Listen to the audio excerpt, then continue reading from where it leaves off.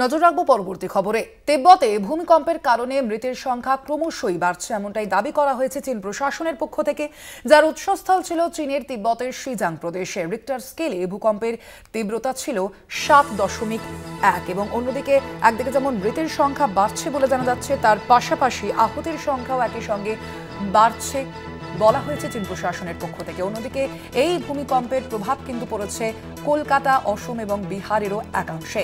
আমরা এই বিষয়ে আরো বিস্তারিত জানবো। আমাদের সঙ্গে ফোন লাইনে রয়েছেন প্রতিনিধি অঙ্কুর ভট্টাচার্য। অঙ্কুরদা, কি জানা যাচ্ছে এখনো পর্যন্ত? মৃতের সংখ্যা কত বলে জানাচ্ছে চীনের প্রশাসন? তার পাশাপাশি ক্ষয়ক্ষতির পরিমাণ কি?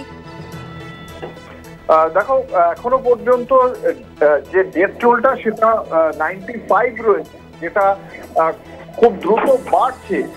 বহু মানুষ এখনো পর্যন্ত ধ্বংসস্তূপের নিচে আটকে রয়েছেন বলে খবর, এবং উদ্ধার কার্যে প্রায় 1500 উদ্ধার কর্মী তারা দিনরাত এক করে তারা চেষ্টা চালিয়ে যাচ্ছেন উদ্ধার করতে। ঠিক কত সংখ্যক মানুষ ধ্বংসস্তূপের নিচে আটকে রয়েছেন তা এখনো সুনির্দিষ্টভাবে স্থানীয় প্রশাসন জানাতে পারেনি।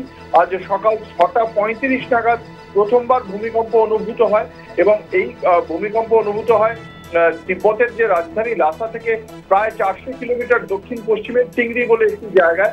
মাটি থেকে প্রায় 10 কিলোমিটার নিচে ভূমিকম্পের উৎস ছিল, এবং পরবর্তীকালে যে আফটারশকগুলি হয়েছে, বড় মাপের আফটারশক হয়েছে অন্তত 5টি, যার মধ্যে দ্বিতীয় এবং তৃতীয় এই দুটি কম্পনের মাত্রা ছিল যথাক্রমে 4.7 এবং 4.9। এইগুলিতে ক্ষয়ক্ষতির তুলনায় কম হয়েছে, কিন্তু সার্বিকভাবে ওই এলাকায় বিপুল প্রায় অন্তত এখনো পর্যন্ত এই সংখ্যাটা 95 ছাড়িয়ে গিয়েছে বলে স্থানীয়ভাবে জানানো হয়েছে, তবে আনুষ্ঠানিকভাবে কোনো ঘোষণা করা হয়নি। ও এর পাশাপাশি বিহার, অসম, পশ্চিমবঙ্গে কলকাতা, শিলিগুড়ি এই জায়গাগুলিতেও মৃদু কম্পন অনুভূত হয়েছে, কিন্তু কোনো জায়গা থেকে সেই অর্থে ক্ষয়ক্ষতির কোনো খবর এখনো পর্যন্ত আসেনি। যে ভূমিকম্প হয়েছে সেই ভূমিকম্পের ফলে বেশ এর আগেও আমরা দেখেছি যে প্রায় 9000 মানুষের মৃত্যু হয়েছিল শুধুমাত্র নেপালে।